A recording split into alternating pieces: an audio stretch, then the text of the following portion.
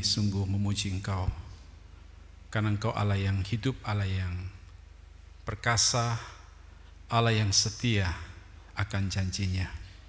Kalau kami ada sebagaimananya ada kami hari ini ya Tuhan, bukan karena kuat gagah kami, bukan karena kehebatan kami, bukan kami lebih baik daripada yang lain, tapi hidup kami semata-mata anugerah Tuhan. Itu sebabnya Tuhan kami ada di rumah-Mu pada pagi hari ini. Kami datang bukan karena rutinitas dan kebiasaan, tetapi kami datang dengan satu kerinduan kami untuk menikmati Tuhan. Datang untuk beribadah, memuji dan menyembah Tuhan. Karena puji-pujian itulah ungkapan ekspresi iman kami, meresponi atas segala kebaikan Tuhan dalam hidup kami. Tidak ada yang dapat kami lakukan lebih daripada itu Tuhan, sebagai ungkapan syukur dan terima kasih kami. Oleh sebab itu Tuhan, biarlah puji-pujian kami yang kami naikkan kepada Tuhan menjadi dupa yang berbau harum di hadirat Tuhan, menyenangkan hati Tuhan. Terima kasih untuk kesempatan pada pagi hari ini. Kami berkumpul bersama-sama bersekutu di tempat ini. Selain kami memuji dan menyembah Tuhan, kami ingin bersama-sama mendengarkan firman-Mu ya Tuhan. Untuk itu sebelum kami membaca merenungkan firman-Mu, kami mohon Roh Kudus membuka hati kami, pikiran kami, mengarahkan seluruh konsentrasi kami kepada pemberitaan firman Tuhan. Hamba-Mu yang kupercayakan untuk menyampaikan firman Tuhan pada pagi hari ini tidak lebih daripada saudara kami yang mendengar. Hamba-Mu tidak berarti apa-apa kecuali Engkau memakai hamba-Mu ya Tuhan. Untuk itu sembunyikan hamba-Mu di belakang salib-Mu ya Tuhan. Dan pakailah hamba-Mu sesuka hati-Mu seperti yang Kau inginkan, untuk menyampaikan isi hati Allah kepada kami pada pagi hari ini. Dan biarlah ya Tuhan segala puji, hormat dan kemuliaan hanya bagi-Mu ya Tuhan. Terima kasih Bapa, terpuji nama-Mu. Kami siap mendengarkan firman-Mu. Di dalam nama Yesus Kristus Tuhan dan Juru Selamat kami berdoa. Haleluya. Amin. Amin. Shalom Bapak Ibu sekalian. Shalom. Saudara, hari ini saya senang sekali bisa beribadah bersama dengan jemaat Tuhan di Agape pada minggu ini. Dan ini merupakan hari yang sangat spesial saudara ya. Tapi mungkin hari ini saya tidak tahu keadaan di Kupang, apakah berada dalam suasana tekanan dan ketakutan saudara ya. Karena dunia hari ini sedang dilanda penyebaran virus corona atau COVID-19 saudara. Nah saudara, tadi saya datang di sini banyak salaman yang bervariasi saudara ya. Salam begini, salaman begini saudara ya. Apalagi saudara ya, ada yang juga kasih tunduk kepala begitu saudara ya. Memang kami di Jakarta juga dengan adanya pandemik corona saudara, salaman di gereja sekarang sudah berubah. Biasanya kita salaman pegangan tangan begitu saudara, shalom, Tuhan memberkati, Tuhan itu baik saudara. Sekarang sudah berubah. Lalu ada jemaat yang tidak bersedia untuk bersalaman satu dengan yang lain, bahkan tidak bersedia bersalaman sama pendeta saudara. Gereja kami itu ada 3 pintu, 1 pintu utama, 2 pintu kiri kanan saudara. Kalau ada yang pernah ke sana pasti tahu persis pintu kita di sana saudara. Nah lalu pendeta kita, gembala kita katakan begini, bagi jemaat yang mau salaman sama pendeta silakan ke pintu utama. Yang tidak bersedia atau tidak secure, merasa secure salaman pendeta, silakan keluar kiri kanan. Tetapi saudara, walaupun demikian pendeta begitu dibilang kalau tidak dengan pendeta, salamannya sama pendeta semakin lama saudara, pegang tangannya. Lalu kita merubah salamannya, saudara nggak tahu salamannya gimana saudara. Di sini bilang apa? Ibu pendeta kasih salaman begini kok? Cuma begini kok? Begini ya? Iya. Nah jadi kami sekarang di Jakarta banyak versi saudara ya. Kalau begini katanya kita bilang pai-pai. Begini saudara ya. Mungkin diam saja kali gitu saudara ya. Kalau begini pai-pai. Tapi kalau kita begini, lalu yang dikasih salam begini dia bilang, mana angpaunya? Lalu ada bilang peace begini. Kalau kita peace begini sudah dibalas dengan begini saudara. Seperti sweet itu kan. Ini apa? Gunting sama batu saudara. Lalu ada yang kasih pegang dada begini saudara ya. Kalau pegang dada maksudnya apa saudara? Jadi banyak versi, ada yang tunduk memberikan salam hormat begitu saudara. Nah saudara coba lihat bahwa apa yang terjadi di sekitar kita sekarang ini sangat mempengaruhi kebiasaan rutin yang selama ini kita jalani bersama-sama. Inilah dunia kita, saudara. Kita berharap supaya sebagai orang Kristen, walaupun saudara memang ini menakutkan, tetapi jangan sampai kita mengalami P2, saudara. P2 itu pertama panik, ya panik, lalu saudara kita melakukan sesuatu yang di luar logika kita berpikir, saudara ya. Seperti terakhir pertama kali waktu di Jakarta diumumkan ada 2 orang Indonesia yang kena corona, saudara. Wah, itu betul-betul Jakarta panik, saudara. Kami juga tidak tahu. Dan biasanya Senin itu adalah hari istirahatnya kita, hamba Tuhan, off kita. Saya sama istri pergi belanja rutin, saudara ya.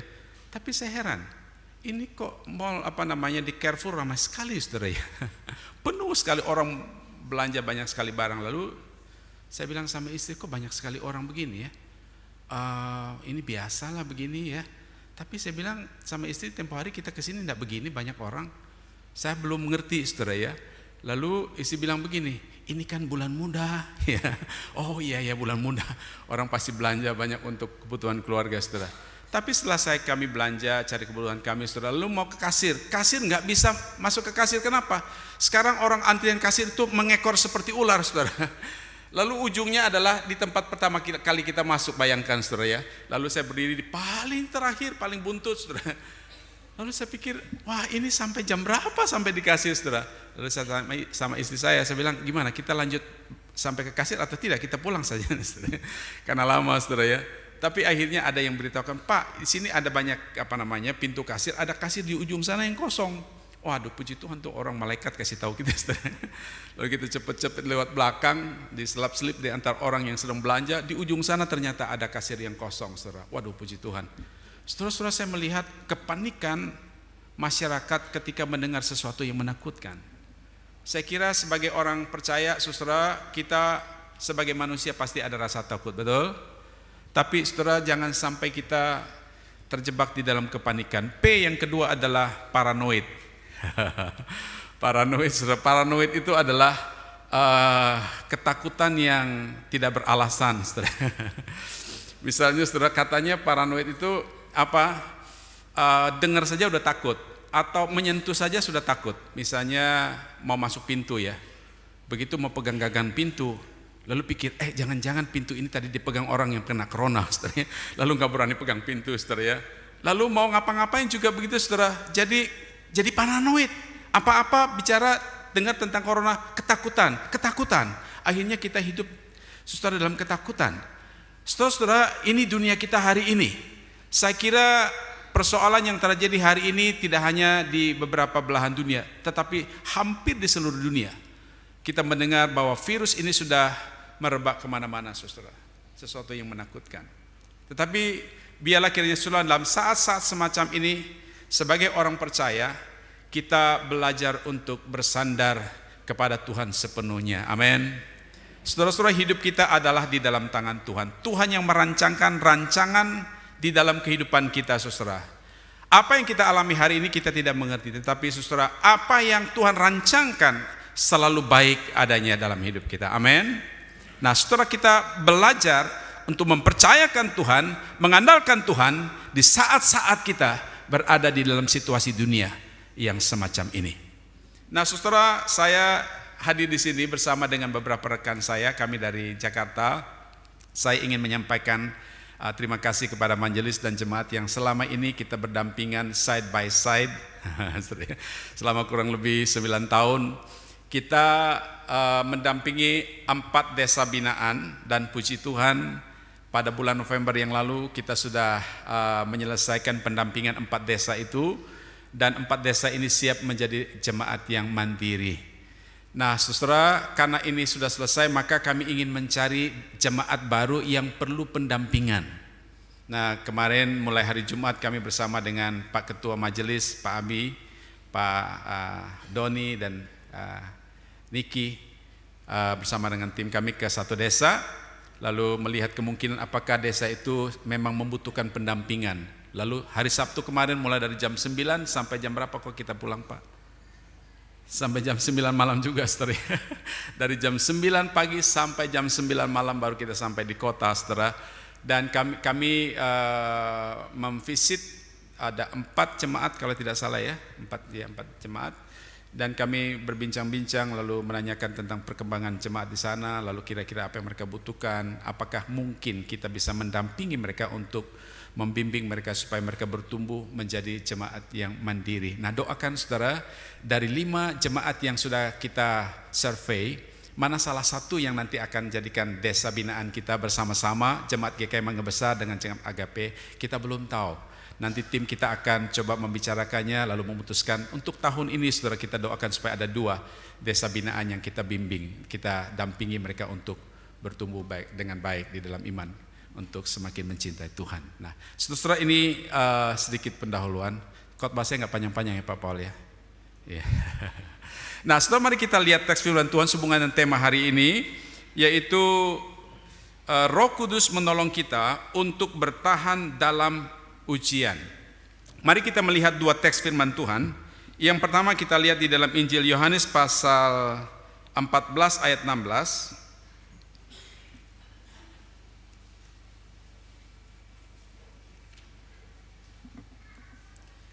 Injil Yohanes pasal 14 ayat 16. Kemudian setelah itu nanti kita membaca kitab Yakobus pasal 12 sampai ayat yang ke-15. Jikalau Bapak Ibu sudah mendapatkannya, saya akan bacakan, saudara. Ada di LCD, saudara ya. Tuhan Yesus berkata kepada murid-muridnya, "Aku akan meminta kepada Bapa, dan Ia akan memberikan kepadamu seorang penolong yang lain, supaya Ia menyertai kamu selama-lamanya, yaitu Roh kebenaran. Dunia tidak dapat menerima Dia, sebab dunia tidak melihat Dia dan tidak mengenal Dia, tetapi kamu mengenal Dia, sebab Ia menyertai kamu dan akan diam di dalam kamu." Kemudian kita membaca di dalam kitab Yakobus, surat Yakobus pasal 1 ayat 12 sampai ayat yang ke-15. Demikian firman Tuhan, "Berbahagialah orang yang bertahan dalam pencobaan, sebab apabila ia sudah tahan uji, ia akan menerima mahkota kehidupan yang dijanjikan Allah padanya pada barang siapa yang mengasihi Dia. Apabila seorang dicobai, janganlah ia berkata, 'Pencobaan ini datang dari Allah,' sebab Allah tidak dapat dicobai oleh yang jahat, dan Ia sendiri tidak mencobai siapapun. Tetapi tiap-tiap orang dicobai oleh keinginannya sendiri, karena ia diseret dan dipikat olehnya, dan apabila keinginannya itu telah dibuahi, ia melahirkan dosa. Dan apabila dosa itu sudah matang, ia melahirkan maut." Berbahagialah mereka yang membaca, merenungkan dan melakukan firman Tuhan di dalam kehidupannya setiap hari. Saudara yang dikasihi di dalam Tuhan, berbicara tentang Roh Kudus menolong kita untuk bertahan di dalam ujian, maka kita mulai memikirkan apa yang disebut dengan ujian. Nah, untuk memahami apa arti ujian itu secara jelas, maka kita harus membandingkannya dengan pencobaan, karena pencobaan dan ujian itu sesuatu yang berbeda, saudara ya. Nah, kalau begitu, saudara, apa yang disebut dengan ujian dan apa yang disebut dengan pencobaan? Di dalam teks firman Tuhan yang kita baca tadi dalam kitab Yakobus itu menjelaskan kepada kita sangat jelas, saudara ya. Dikatakan bahwa pencobaan itu bukan berasal dari Tuhan. Pencobaan itu muncul dari dalam keinginan diri sendiri, keinginan daging kita. Pencobaan itu adalah muncul dari keinginan hati kita sebagai manusia, saudara ya. Jadi pencobaan itu bukan dari Tuhan, pencobaan itu dari diri kita sendiri. Pencobaan seperti apa, saudara? Pencobaan itu adalah sesuatu yang menggoda kita ataupun menarik hati kita, menarik keinginan kita untuk mendapatkannya. Contoh, saudara pernah lihat orang mancing tidak? Pernah? Suka mancing, saudara? Iya, itu desa terakhir kemarin kita di mana itu ya? Sangkalak. Nah, setelah kami sampai di sana, Mama Pendeta itu cerita bahwa orang-orang kampung di situ pancing ikan besar-besar, saudara. Waduh, saya bilang saya kepengen dong ikut mancing, saudara. Karena mancing itu ada seninya, saudara ya. Nah, saudara tahu waktu seseorang mancing, begitu dia lempar pancing, itu pasti pancing itu ada umpan toh? Ada umpan toh? Kasih umpan apa Pak biasa pancing? Hah? Cacing ya? Kasih umpan apa? Makanan toh? Makanan yang disuka ikan, jangan makanan yang tidak disuka ikan. Ya. Nah, waktu kita lempar pancing dalam laut atau dalam sungai, kemudian umpan itu dipancing itu akan bergantung seperti itu. Nah, ikan mulai datang. Mulai dengan apa? Dengan penciumannya. Lalu dia mulai mendekati itu umpan.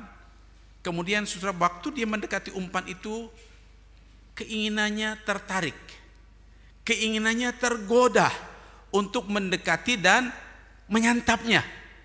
Dan dia tidak pernah tahu bahwa di dalam umpan itu ada kail yang akan menangkapnya. Tapi pada waktu keinginannya semakin mendekat, semakin dia terseret, kata Yakobus, terseret oleh keinginannya, lalu dia menangkap itu umpan. Dan dia tidak sadar bahwa dia sudah terjebak dan terikat, terbelenggu dengan kail yang melekat pada umpan. Itu namanya pencobaan.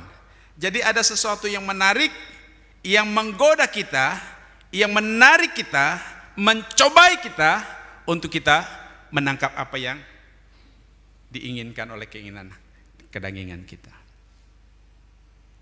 Kalau orang India menangkap monyet, orang India menangkap monyet, tahu cara nangkap monyet bagaimana, saudara? Orang India itu monyet suka kacang, jadi dia taruh itu kacang-kacang di dalam toples yang hanya bisa tangan masuk, toh. Jadi waktu kacang itu ditaruh dalam toples yang transparan, monyet datang.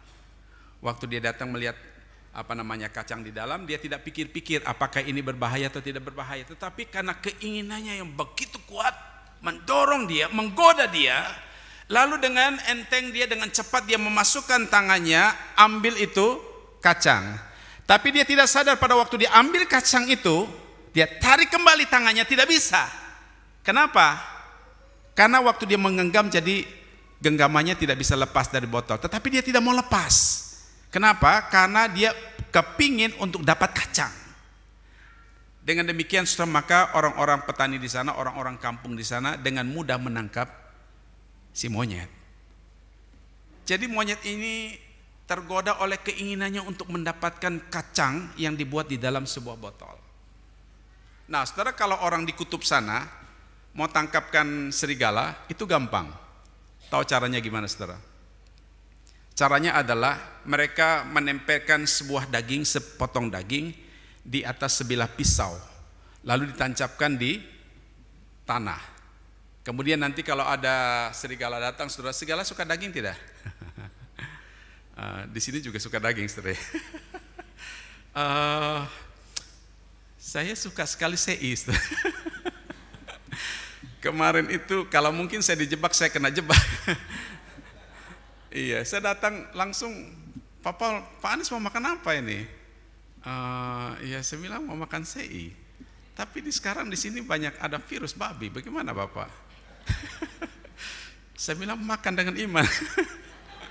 Saya bilang Pak Paul kalau makan saya makan. Saya tanya sama teman-teman saya, dia bilang kalau Pak Anies makan kita makan. Lah kalau begitu saya ikut Pak Paul. Kalau Pak Paul makan saya makan. Maka saudara, kalau itu sudah jebakan, kita kena jebak, saudara. Nah, saudara tahu tangkap serigala itu ganas, tahu saudara. Tidak bisa ditangkap dengan begitu saja. Cara menangkap serigala di daerah kutub itu gampang. Daging itu ditarik di sebilah pisau yang tajam sekali. Nah, pada waktu serigala datang, saudara, dia tertarik, terpikat keinginannya, lalu dia cepat-cepat, tidak pikir panjang, dia mulai mencilat karena daging itu disertai dengan darah-darah, dia suka dia jilat, dia tidak ingat, saudara. Waktu dia menjilat semakin banyak darah keluar. Dari mana, saudara? Dari lidah serigala yang menjilat tajamnya pisau itu. Dia menjilat, semakin dia menjilat semakin banyak keluar darah, dan akhirnya dia tergeletak mati sendiri. Kenapa, saudara? Karena keinginan yang kuat sekali menyeret dia masuk ke dalam pencobaan. Saudara-saudara, hari ini kita sebagai orang Kristen tidak kebal terhadap pencobaan. Kenapa? Ketika kita percaya kepada Tuhan Yesus, kita tetap manusia yang hidup dari darah dan daging. Amin.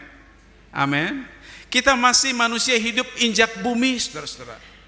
Kita mempunyai keinginan yang terlalu banyak dan terlalu besar. Kalau kita tidak mempunyai penguasaan diri, saudara-saudara, sekalipun kita orang Kristen yang rajin beribadah, mungkin saja kita terjebak, terpikat dengan keinginan hawa nafsu kita, keinginan daging kita. Lalu keinginan itu menyeret kita, lalu memperangkap kita di dalam perangkap si iblis. Akhirnya, saudara, kita jatuh di dalam dosa. Ketika kita jatuh di dalam dosa, Yakobus katakan, saudara, maka kita terbawa ke dalam kebinasan kekal selama-lamanya. Itu namanya pencobaan. Jadi pencobaan itu Yakobus katakan bukan dari Tuhan. Pencobaan itu dari diri kita sendiri. Nah, kalau begitu apa itu ujian? Nah, ujian itu bisa datang dari Tuhan, bukan dari diri kita sendiri. Ujian itu datang dari Tuhan. Saudara, ada anak sekolah di sini yang sedang ujian toh? Ada ya? Nama saya Anis. Tapi di Jakarta Gubernur Anies sedang menghentikan lockdown. Sekolah-sekolah mulai hari Senin ini sampai tanggal 29 yang akan datang. Iya.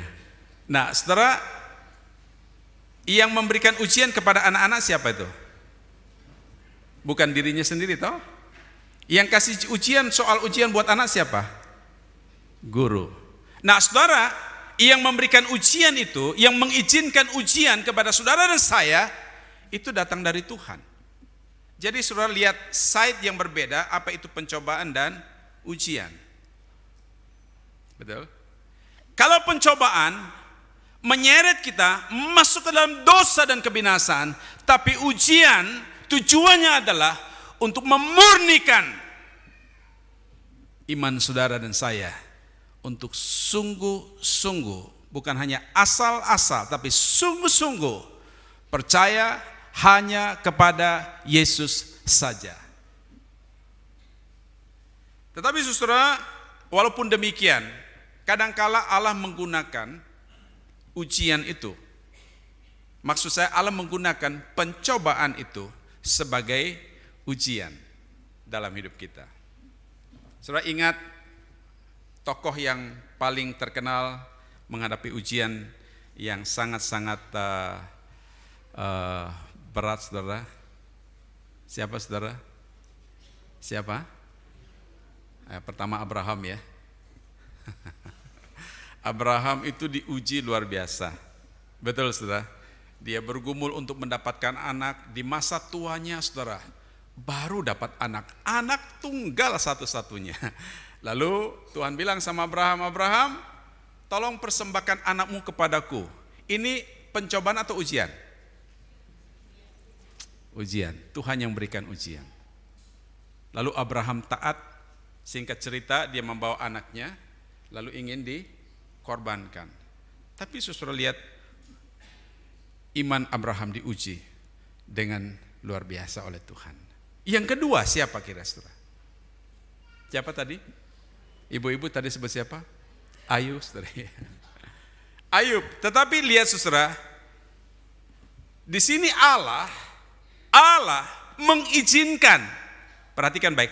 Allah bukan memberikan cobaan, tetapi Allah mengizinkan melalui cobaan untuk menguji iman seorang yang percaya, namanya Ayub.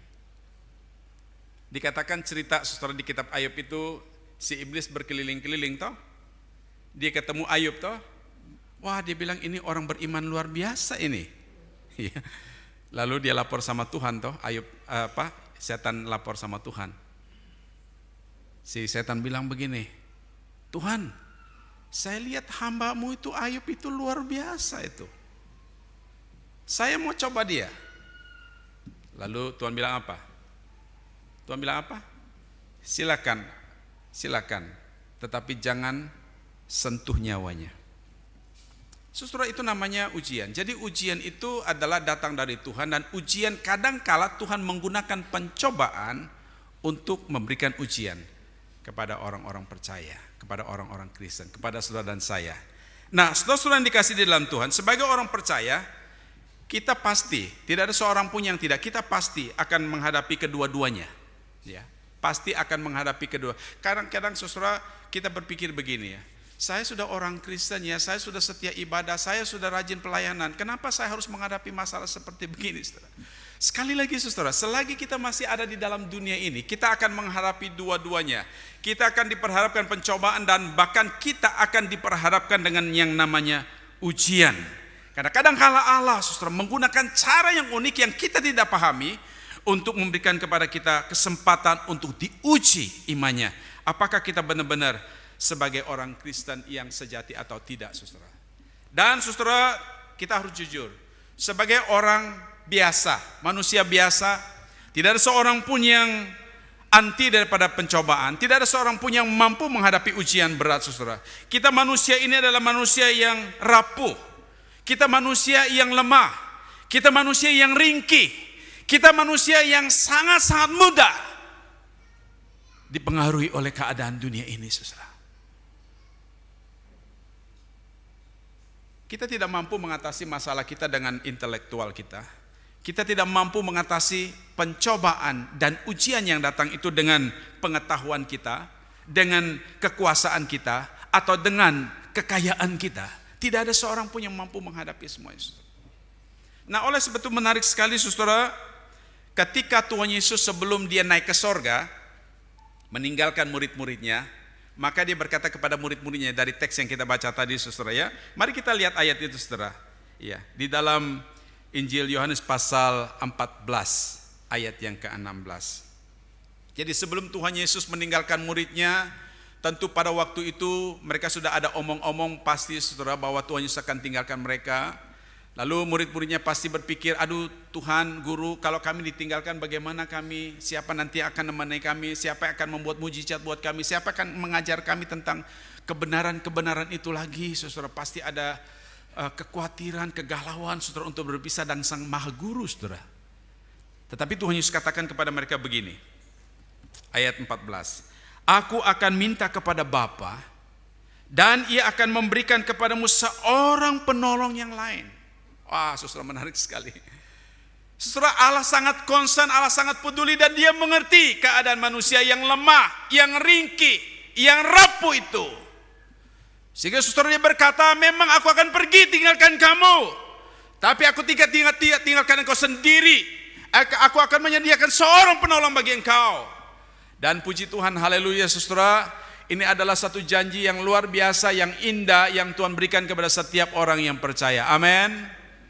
Ada seorang pemain film di zaman dulu, kalau saudara seumur saya pasti masih ingat, memorinya masih segar tentang dia. Namanya Junaidi Salat. Dia pernah membintangan film yaitu Ali Topan Anak. Ibu ingat kah, Bu? Kita seumur ibu ya. Ya. Ali Topan Anak Jalanan, saudara. Ali Topan Anak Jalanan. Waktu dia mulai terkenal, dia belum mengenal Kristus. Tetapi setelah dia mengenal Kristus, dia percaya Kristus melalui persahabatan yang teman-temannya seperti Ademan Hutu dan yang lain, saudara. Satu ketika, saudara, dia ambil keputusan untuk percaya Tuhan Yesus.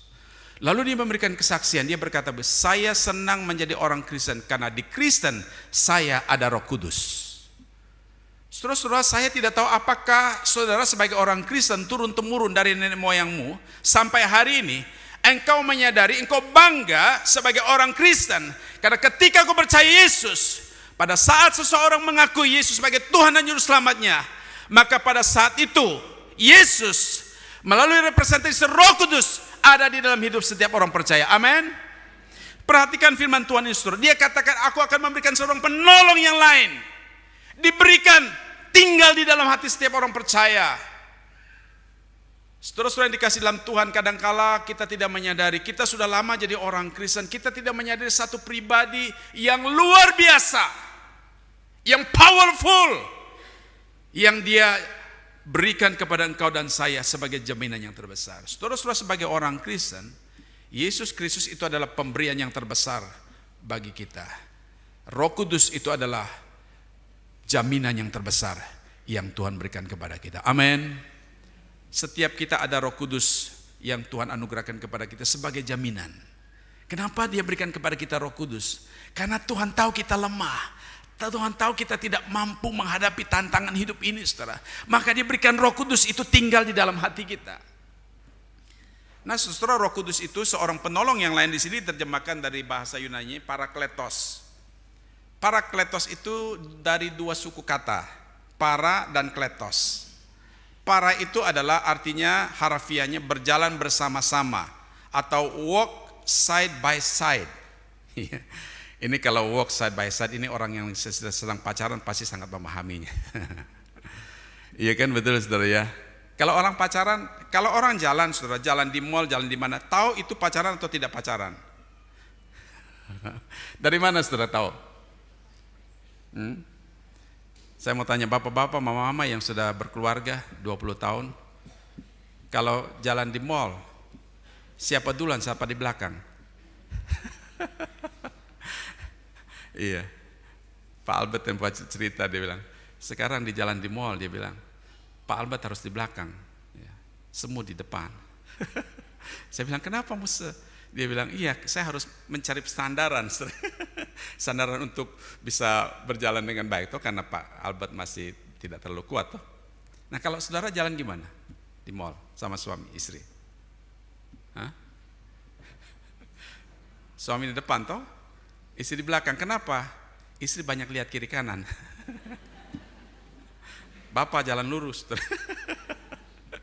supaya dompet jangan banyak keluar. Nah, kita bisa lihat ketika seseorang yang masih masih pacaran, mereka jalan side by side, iya kan? Side by side bukan agak jauh, tetapi dekat, mepet, iya kan? Kenapa? Karena cinta masih hangat-hangat, iya kan? Jalannya mepet. Tidak ya Michelle ya? Tidak ya?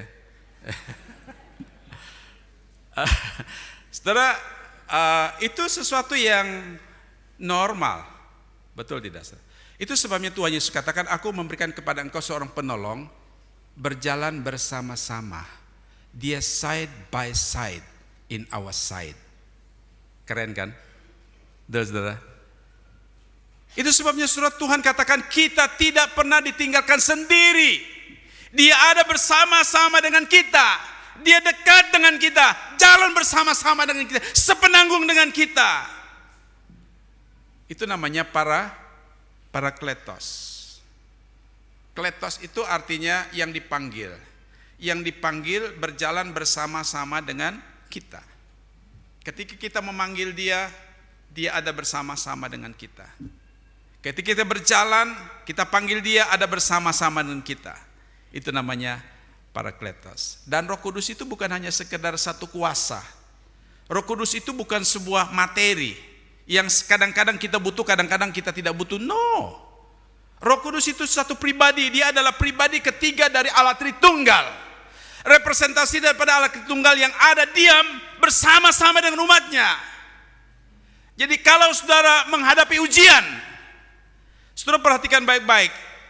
Ada satu pribadi yang mengerti engkau sedang berada di dalam tes ujian yang sangat berat. Tapi seringkali kita tidak memahaminya, saudara-saudara, sehingga pada waktu kita menghadapi pencobaan, pada waktu menghadapi ujian berat dalam hidup ini, kita terlalu mudah cepat putus asa, menyerah atas pergumulan hidup kita. Maka saudara, sampai pada titik di mana kita mulai mempertanyakan, apakah Tuhan itu masih ada? Apakah Tuhan itu masih setia? Apakah Tuhan masih peduli atas hidup saya? Kita tidak sadar bahwa dia parakletos, Dia ada bersama-sama dengan kita di dalam menghadapi pergumulan hidup ini. Saudara, hari tanggal 11 itu hari apa? Hari Rebo ya. Hari tanggal 11 saya ketemu dengan seorang ibu. Ibu ini dinyatakan penyakit kanker stadium 4 dan kankernya sudah komplikasi, dan dia seorang Buddhis yang sangat kuat. Waktu saya ketemu dengan ibu ini, sebelumnya saya pernah doakan dia di rumah sakit. Saya katakan begini, Bu, boleh saya doakan tidak? Ya, namanya orang dalam keadaan seperti itu, saudara ya. Tidak ada pilihan untuk bersedia untuk didoakan. Ya, dibilang boleh, tapi saya doanya sama Yesus. Saya bilang, Ibu kenal Yesus tidak? Dia bilang tidak. Boleh saya kenalkan Yesus? Dia bilang boleh. Lalu saya beritahukan siapa Yesus. Itu adalah Allah yang menciptakan alam semesta, karena kasihnya datang ke dalam dunia jadi manusia. Dia mati di atas salib menanggung dosa kita.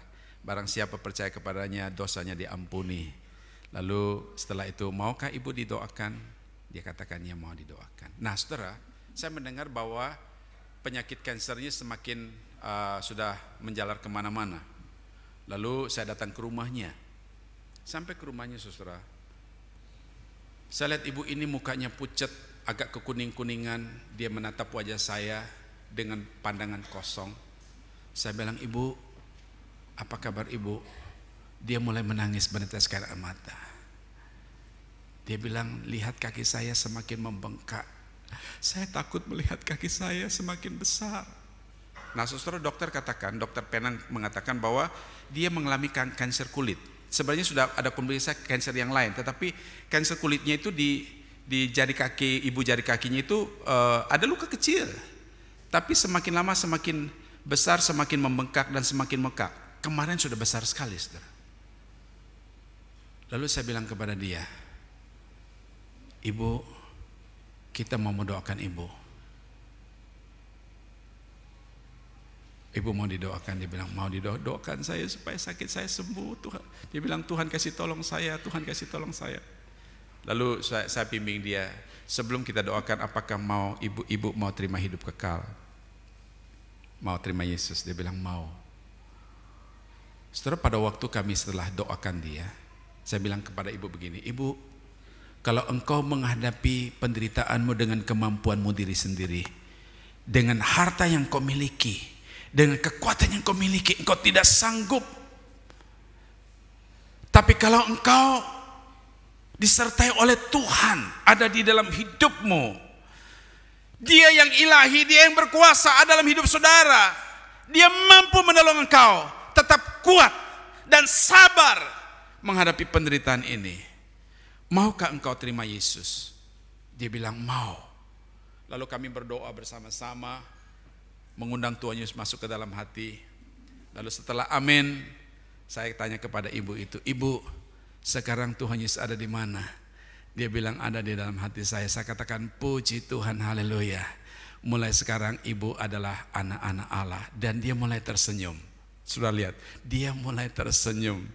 Dan dia katakan terima kasih Pak Pendeta, terima kasih. Saya bilang terima kasih sama Tuhan, Tuhan itu baik, Dia mengasihi ibu. Saya katakan kepada kalau ibu lihat kaki ibu sedih, jangan lupa ada Tuhan dalam hidupmu. Dia memberikan kekuatan kepada engkau. Dia terharu dan menangis dan senang sekali, saudara ya. Nah, saudara-saudara yang dikasih di dalam Tuhan, kadang-kadang kita sebagai orang Kristen ketika kita menghadapi ujian, menghadapi pencobaan dalam hidup ini, kita merasa bahwa ini adalah pencobaan yang terlalu besar, terlalu berat, dan kita pikir bahwa kitalah manusia yang paling malang di dunia ini. Soal-soal kita berkata tidak ada manusia di dunia ini yang mengalami masalah yang terberat seperti yang saya alami. Terlalu besar persoalannya.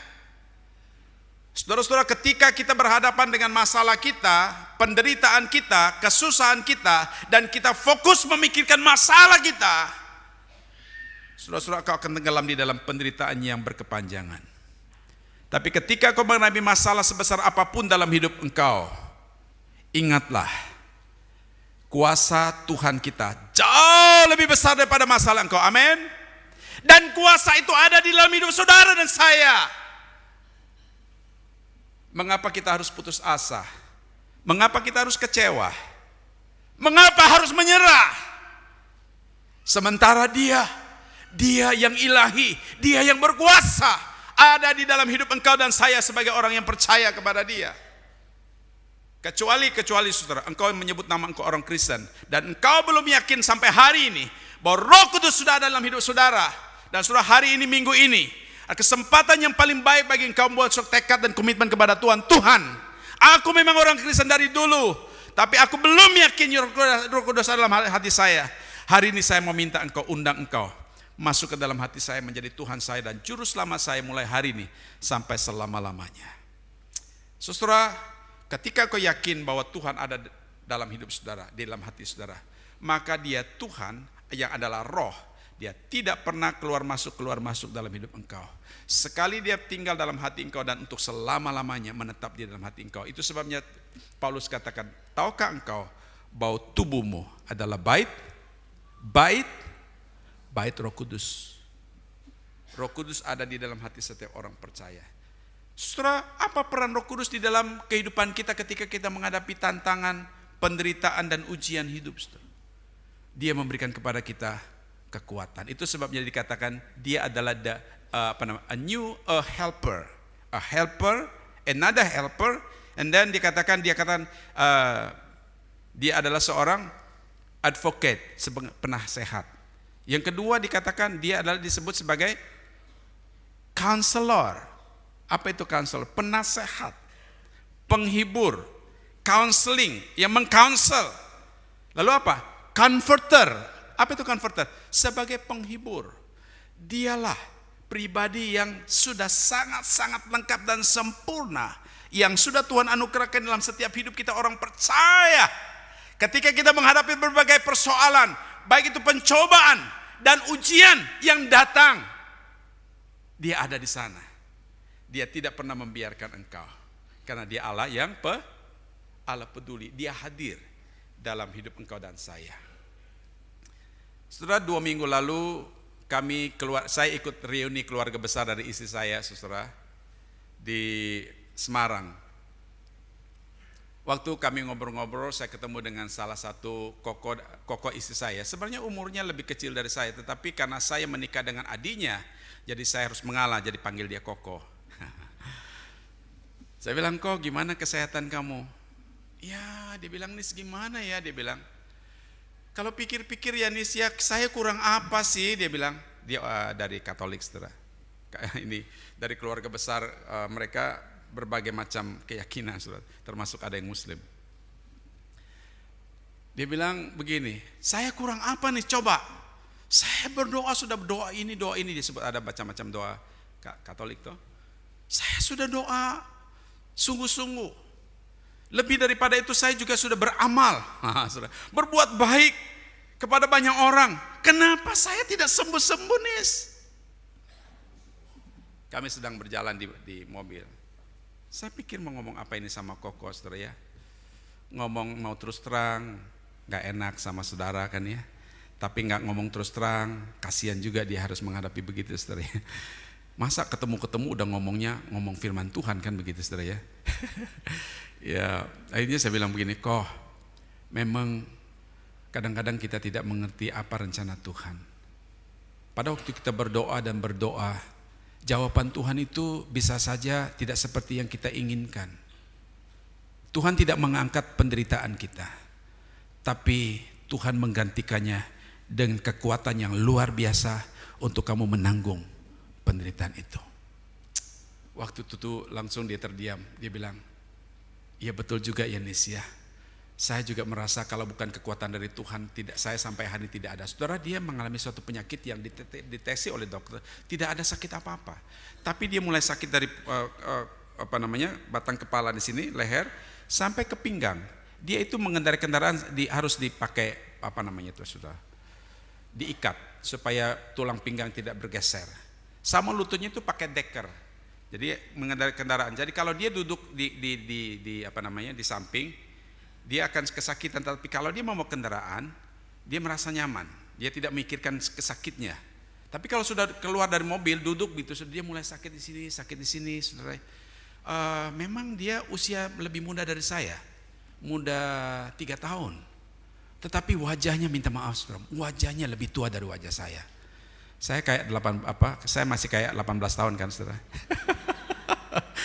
Enggak, udah tua saudara, udah keriput-keriput saudara. Tapi maksud saya begini, ketika kami ngobrol-ngobrol, lalu mulai dia menceritakan, kami tertawa-tertawa, sudah mulai raut wajahnya itu berubah. Jadi saya merasa begini, ketika sudah ada dalam penderitaan tekanan, dia memikirkan penderitaannya, semakin dia pikirkan semakin berat, semakin mempengaruhi raut wajah kita saudara. Tapi saudara, sukacita yang ada dari dalam itu, roh penghibur itu, dia memberikan kekuatan yang ekstra, kekuatan yang luar biasa, yang tidak pernah diberikan dunia. Dan itu, saudara, kekuatan yang memberikan kita kemampuan untuk melewati penderitaan, ujian yang sangat berat dalam hidup ini. Amin. Lalu dia bilang begini, Nis, saya bersyukur ketemu kamu hari ini. Saya dikuatkan. Saya pasrah dah. Walaupun Tuhan tidak angkat sakit penyakit saya, yang penting Tuhan berikan kekuatan buat saya. Saudara-saudara, itu jauh lebih penting. Apalah artinya kita hidup tanpa masalah, tapi tanpa Tuhan ada dalam hidup kita. Itu hidup yang paling malang. Kita hidup dengan segala kenyamanan dunia ini, segala nyaman-nyaman, tapi tanpa Tuhan, ujung kita binasa. Tapi kalau Tuhan mengizinkan penderitaan sebagai ujian dalam hidup saudara dan saya, tapi ada Tuhan menyertai engkau. Wow. Setiap saat, setiap langkah hidup kita, setiap hari yang kita lewati, kita selalu melihat keindahan Tuhan itu luar biasa. Saudara-saudara, saya punya pengalaman yang sangat-sangat sulit saya lupakan. Pada waktu saya membangun gereja di Balikpapan, setelah 7 tahun di Balikpapan, saudara, mendirikan gereja GKY di sana. Puji Tuhan, kami bergumul untuk mendapatkan izin membangun gereja. Lalu Tuhan buka jalan bagi kami, tahun ke-7 dapat izin IMB. Ya. Nah, setelah dapat IMB, maka saya katakan kepada rekan-rekan majelis di sana, kita segera mulai bangun. Kalau tidak segera mulai bangun, saudara, karena kami sulit mendapatkan. Berulang kali kami ke masyarakat, saudara, selalu ada tantangan, saudara, dari tokoh-tokoh masyarakat di sekitar itu. Tapi puji Tuhan, pada waktu itu Tuhan buka jalan dengan cara Tuhan yang luar biasa. Saya ketemu dengan seorang haji di situ, dan Pak Haji itulah yang menolong kami untuk mendapatkan tanda tangan dari seluruh masyarakat di situ, dan kami datang ke wali kota dapatkan IMB. Setelah kami membangun, saudara, bangunan itu ini Elizabeth tahu, gereja kita di sana sudah bangun 3 lantai. Satu ketika, saudara, tukang itu mengerjakan las di atas, itu las untuk lift ke atas. Percikan itu masuk ke rumah tetangga kita paling depan, hanya satu-satu rumah paling depan gereja kita, mepet sekali. Dan mereka katakan bahwa percikan api itu masuk ke kamar, lalu menghanguskan mereka punya bed cover. Tiba-tiba sudah 2 anak pemudanya ini, seorang mahasiswa dengan adiknya perempuan, lari masuk ke dalam ruangan gereja. Saya sedang berkantor di belakang. Saya mendengar suara kencang, keluar kamu, kurang ajar. Wah, saya kaget, saudara, ini suara siapa ya? Saya keluar. Waktu saya keluar, berdiri di pintu kantor saya, dia langsung sergap saya, dia langsung tarik saya punya kerah baju. Dia tarik saya ke depan, tarik saya langsung ke lantai 3. Dia maki-maki saya di situ. Dasar orang Cina, dasar orang, pokoknya semua keluar kata-kata dia yang sudah sangat-sangat tidak enak didengar. So, minta maaf saya katakan ini. Lalu saya sampai dia bawa saya turun lagi sampai di halaman gereja itu, dia ambil parang itu, diayunkan parang, saudara. Dia ayunkan parang itu dengan kencang, dan saya hanya berdiam diri saja. Dan tiba-tiba parang itu berhenti di leher saya. Saya hanya pikirkan, kalau saya orang yang reaktif, sebenarnya saya juga orang reaktif. Pada waktu itu saya melawan, saudara, akan terjadi pertumpahan darah di depan gereja itu, dan gereja mungkin tidak akan dibangun lagi. Dan saya juga tidak pernah ada di tempat ini hari ini. Tapi saudara-saudara, pada waktu itu saya belajar satu hal. Pada waktu saya beralam ancaman dengan sebilah parang, saya heran sekali, tidak ada sedikit pun perasaan takut dan gentar dalam hati saya. Saya tidak tahu perasaan dari mana, saudara. Dan saya juga tahu, Parang itu berhenti di leher saya karena tangan Tuhan yang menghentikannya. Sehingga saya terlepas dari maut. Dan pada waktu saya menghadapi hal semacam itu, saudara, saya sungguh merasakan bagaimana Tuhan itu benar-benar nyata dan hadir dalam hidup saya. Dan saya katakan, Tuhan, puji Tuhan. Kalau saya bisa tenang, saya bisa damai, saya tidak melawan, itu bukan karena kehebatan saya. Karena natur saya, saudara-saudara, minta maaf, termasuk orang yang juga reaktif. Tapi hari itu Tuhan pegang hati saya luar biasa. Saya tenang, saya damai, saya tidak ada emosi dan saya tidak marah. Dan disinilah saudara Tuhan membela saya. Tahu saudara, peristiwa itu begitu heboh. Lalu dari mereka ini melaporkan ke angkatan udara, itu ada di depan gereja kita. Datang 4 orang angkatan udara. Pak, kami mendapatkan laporan dari tetangga baru Bapak mengancam mereka. Loh, saya bilang ini terbalik. Dia yang ancam saya, bukan saya yang ancam dia. Langsung mau seret saya mau ke polisi. Saya bilang, Pak, bukan saya yang ancam, saya yang diancam.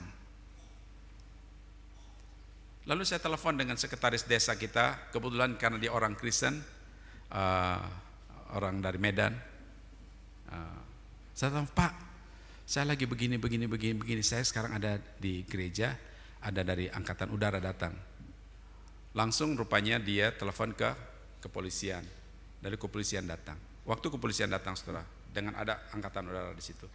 Lalu polisi ini menginterogasi saya. Apakah Bapak benar mengancam orang sebelah? Saya bilang saya tidak mengancam, saya yang diancam. Saya buktikan, Pak, Bapak lihat saya punya baju, memang lepas 2 kancing. Saya punya kancing baju putus, saya yang diancam. Polisi langsung mendengar keluhan saya. Oh, kalau begitu coba Pak, kronologisnya seperti apa? Saya jelaskan. Lalu Pak polisi katakan, Pak, kalau boleh baju Bapak jangan dijahit lagi ya, jangan dibetulin, biar aja seperti itu. Saya bilang, untuk apa Pak? Kalau nanti diperkarakan di pengadilan ada barang bukti. Oh, kalau begitu. Saya pikir-pikir pengadilannya, waduh, ini masalah besar ini ya. Lalu polisi bilang begini, Pak, Bapak di sini dulu. Masih ada angkatan udara masih di situ. Bapak tunggu di sini dulu, kami coba cek dulu di situ. Apakah betul ada parang? Jadi waktu polisi datang ke rumah tetangga dan angkatan udara ini juga ikut mereka. Sampai di sana saudara, polisi itu datang kembali ke kantor saya membawa sebilah parang yang berkarat. Waktu di sini saya tidak lihat bentuk parang itu seperti apa. Itu berkarat dan panjang besar. Aduh, saudara, setelah itu saya rasa mengeri lihat itu, saudara. Lalu polisi itu katakan, Pak, ini parang kami bawa dan baju Bapak jangan dibetulin, biar saja begitu. Kami akan membuat berita acara. Saudara, setelah itu Tuhan punya cara yang luar biasa. Saya katakan, Pak polisi, kalau boleh tidak sampai di pengadilan, kita selesaikan di kelurahan. Nah, saudara, di sana kami diinterogasi dari Babinsa dan dari kepolisian, dari kelurahan. Tiba-tiba anak ini lari pergi dari pertemuan. Saudara. Akhirnya yang tanda tangan itu papanya sama saya dan beberapa pengurus jemaat. Nah, saudara-saudara, satu kali dalam masa lebaran, saya bilang kepada panitia, ini karena lebaran kita kasih parcel. Kita parcel selamat hari lebaran buat mereka. Mereka bilang, Pak Anies enggak usah lah, Pak Anies percuma, nanti paling dibuang. Saya bilang enggak apa-apa, yang penting niat kita dah kasih. Nah, saudara, begitu teman-teman pergi kasih itu parcel, benar-benar saudara, seperti yang dipikir oleh teman-teman, dibuang di depan kita, saudara. Tahu saudara sakit hati? Sakitnya di mana, saudara? Tahu kan, saudara? Kecewa. Aduh, saya bilang, kita sudah diperlakukan begini, kita mau berbuat baik, tapi kita dibalas dengan seperti itu, saudara. Sakit hati, saudara. Tapi saudara, saya tidak menyerah.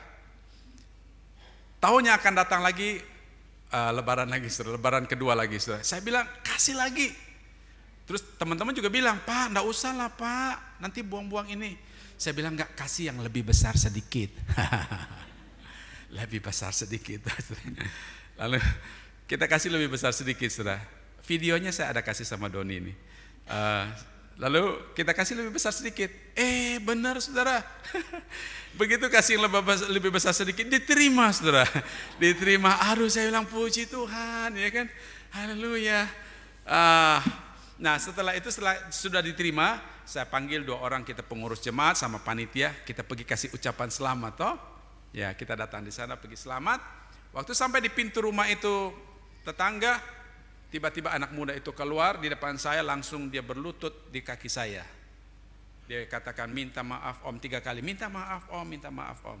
Saya langsung angkat dia, sudah tidak apa-apa anak muda, sudah tidak apa-apa. Kami hanya datang ingin mengucapkan selamat hari raya lebaran buat kalian. Mulai sejak itu hubungan kami terjalin dengan baik lagi kembali, puji Tuhan. Saudara-saudara, kadang-kala kita tidak memahami apa rancangan Tuhan di atas segala sesuatu yang terjadi dalam hidup kita. Tapi kalau kita dengan kekuatan Roh Kudus yang ada dalam hidup kita, kita melihat bagaimana Tuhan memimpin kita untuk melihat keajaiban-keajaibannya. Amin. Kita akan melihat bagaimana kuasa Tuhan didemonstrasikan. Kita lihat nyata keindahan Tuhan terjadi dalam hidup kita. Tapi kalau kita saudara menghadapi penderitaan, menghadapi kesulitan, menghadapi ujian hidup saudara, kita putus asa, kita kecewa, kita marah. Saudara percayalah, engkau tidak pernah akan melihat keindahan kuasa Tuhan nyata di dalam hidup saudara. Hari ini kita menghadapi tantangan dunia yang sangat berat. Bagaimana sikap kita sebagai orang Kristen saudara? Mungkin kita belajar mengandalkan Dia yang bukan jauh di sana. Dia ada dekat dengan kita. Dia tahu pergumulan kita. Dia tahu hati kita. Dia tahu tetesan air mata kita. Dia tahu kekecewaan kita. Tahukah engkau bahwa Dia ada dan Dia mengerti pergumulanmu? Jikalau engkau hari ini kecewa, engkau hidup mungkin putus asa, atau mungkin kau sedang mengalami penderitaan, pergumulan, sakit, penyakit yang sekian lama kau hadapi, engkau hampir menyerah. Ingat saudara, Dia ada dekat dengan engkau. Dia sanggup untuk menolong engkau, untuk berdiri tegak bersama Dia dan berjalan untuk meraih kemenangan demi kemenangan bersama dengan Tuhan kita Yesus Kristus. Mari kita tunduk kepala, kita berdoa.